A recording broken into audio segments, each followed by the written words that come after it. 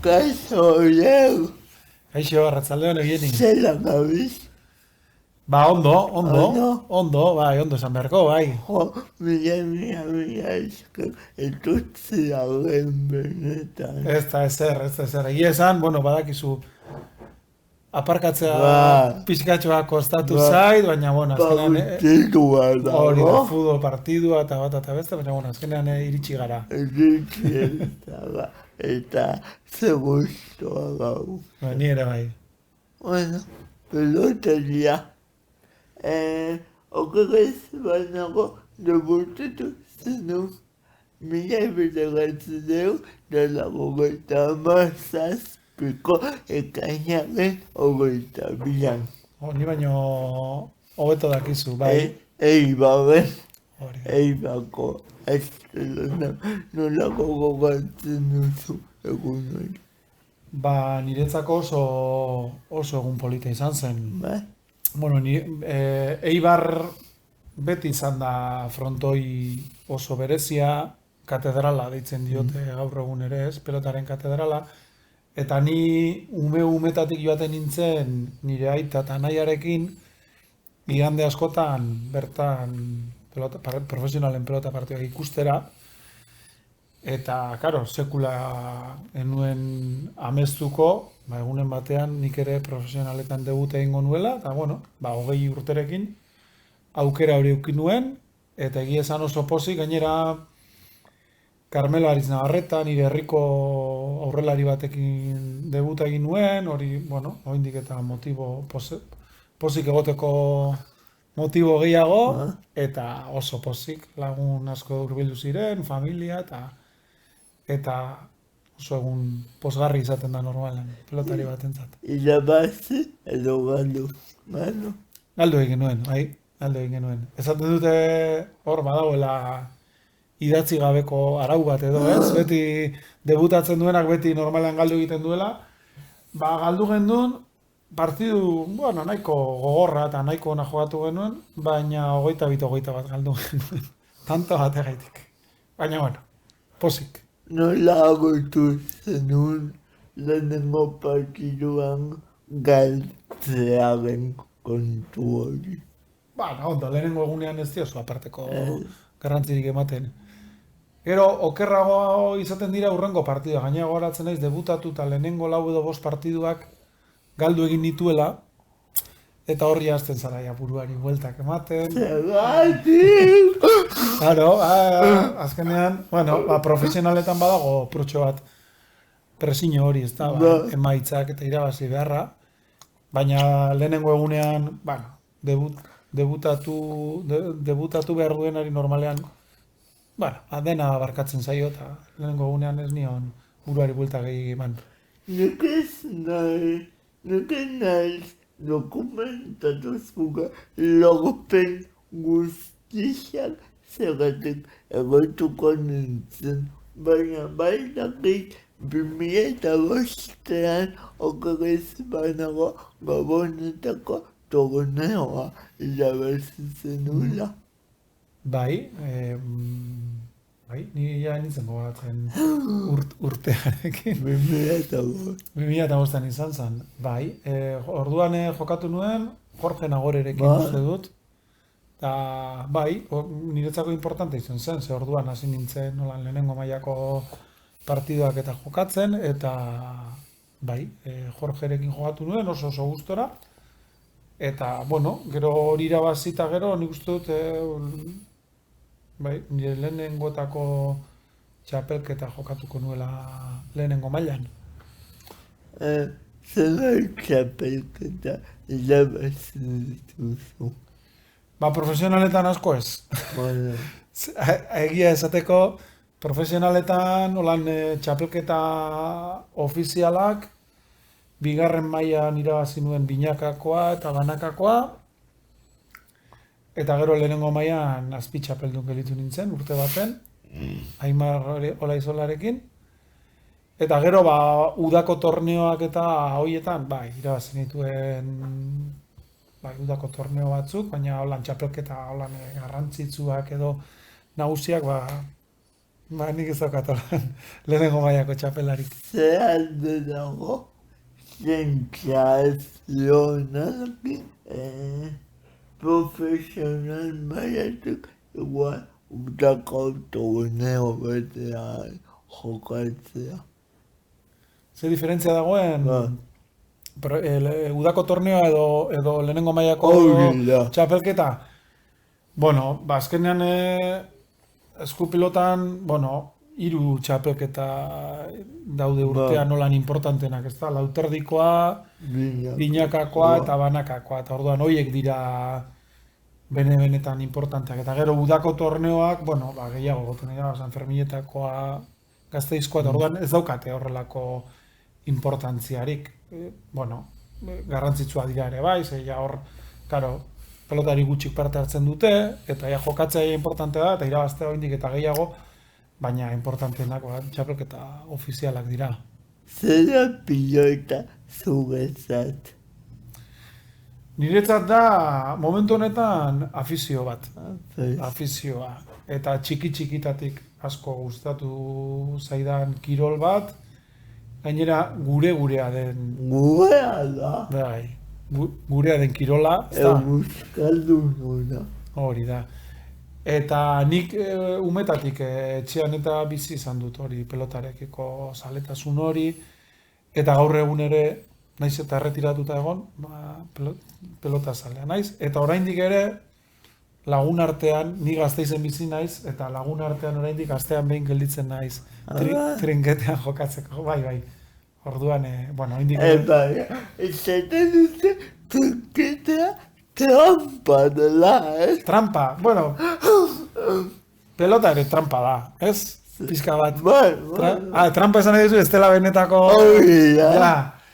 Bueno, desberdina da, ez dakit, ematen du jokatzeko bizitasun edo aukera gehiago ematen ditu trinketeak.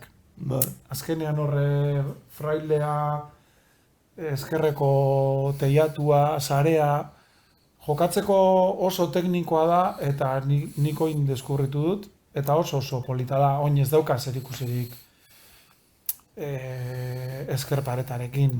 Ezkerpareta, bueno, niretzako orain nik ezkerparetan ezingo nuke. Baina trinketean, bueno, lagun artenetan defenditzen gara, eta desberdina da, bai. Oiak, zergatik utzi zenuen pilota?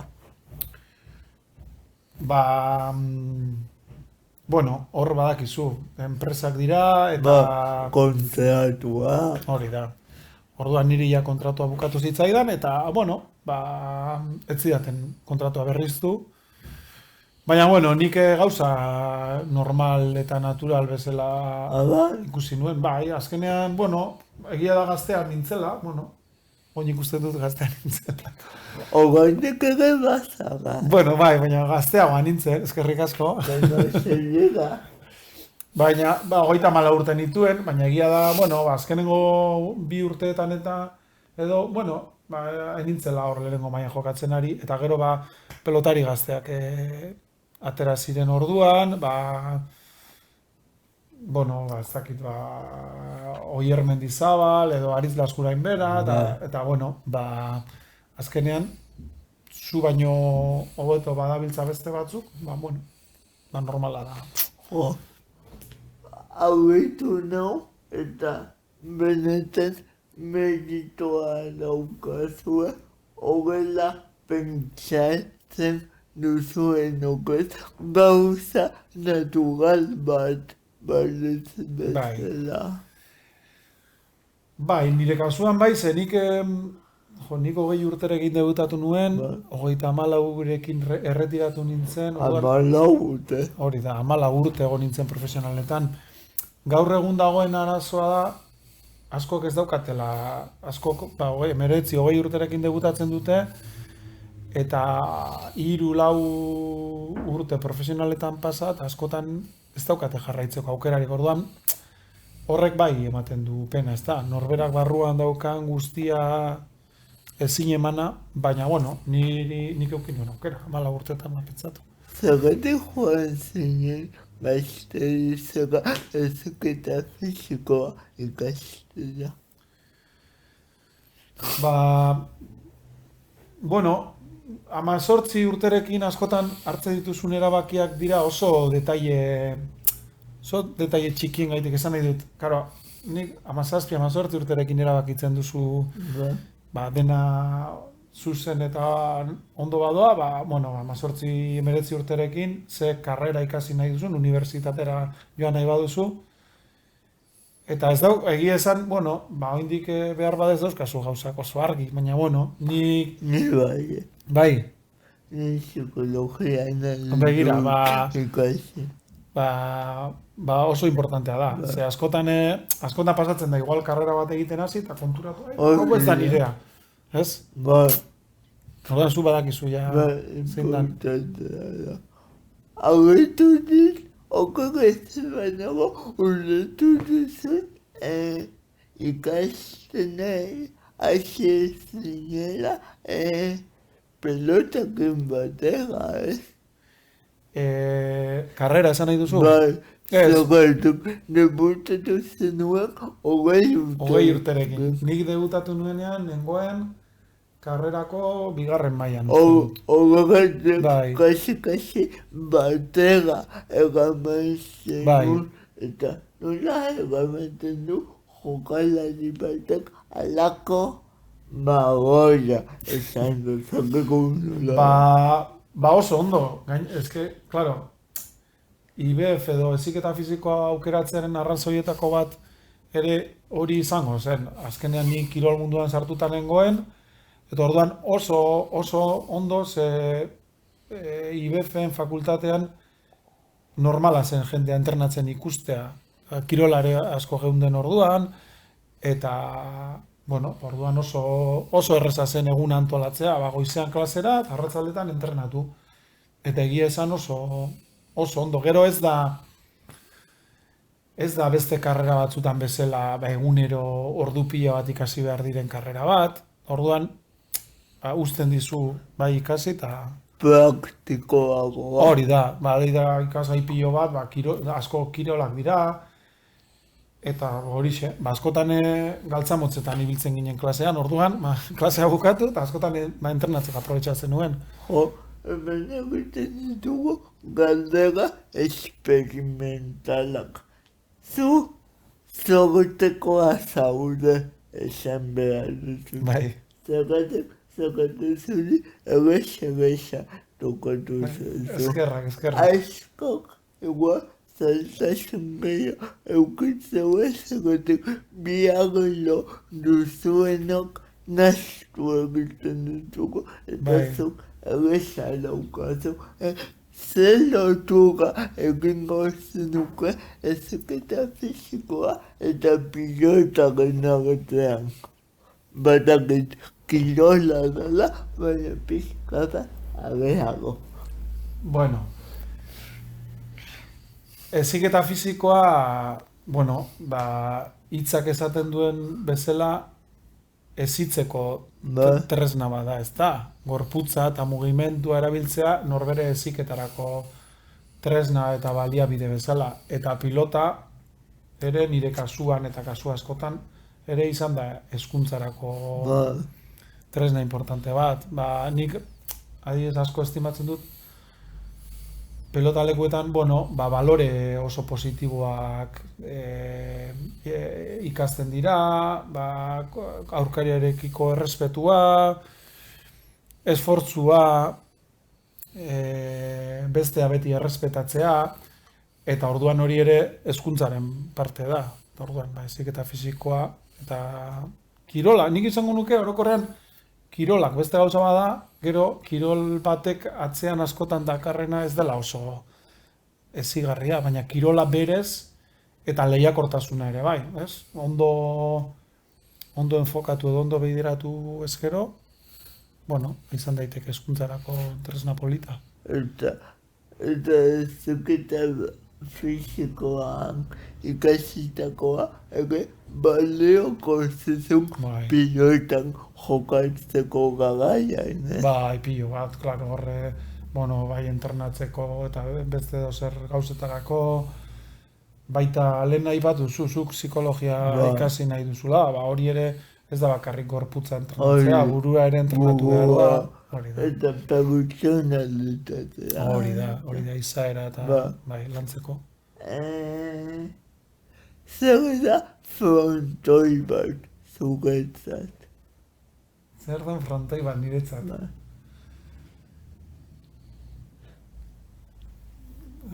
Oso toki berezi bat. Azkenean momentu pilo bat pasatu ditut frontoi batean eta oso gustora sentitzen naizen toki bat eta behin Juan Martínez de Irujo erretiratu zenean entzunion esaldi bat eta pilo bat gustatu zitzaidan eta berak esaten zuen bera frontoian seguru sentitzen zela eta identifikatuta sentitu nintzen berak esan zuenarekin ez du frontoitik kanpora ere seguru sentitzen baina frontoian bai ezakit horren beste bizipen frontoi baten hiru paretan artean pasatuta gero, egia da oso, toki berezia dela. Egin duzu lan irakasle bezala, zeinketako irakasle bezala. Egin dut soinketako irakasle bezala lan, baina Eziketan edo. Bai, baina batez ere lehen hezkuntzan tutore bezala. Bai, lehen hezkuntzako tutore izan naiz, ia maila guztietan.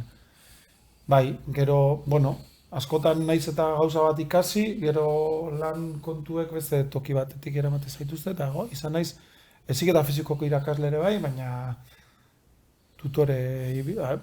tutore nabila azkenengo urteetan, edo zer gauza ematen. Gustatzen zaizu mundu hori. Hezkuntza bai, polita da, oso polita da, bai.